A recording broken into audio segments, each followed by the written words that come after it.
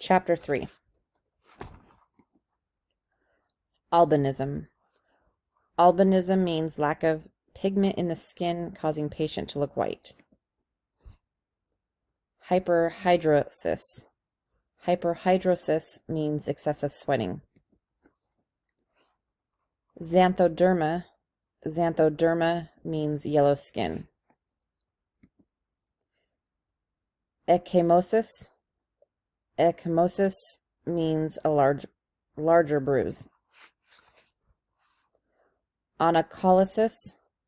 Onycholysis means the loss of a nail. Dermatosis. Dermatosis means skin condition. Intradermal. Intradermal means pertaining to inside the skin. Onychotomy. Onychotomy means incision into a nail. Mycosis. Mycosis means a fungal condition.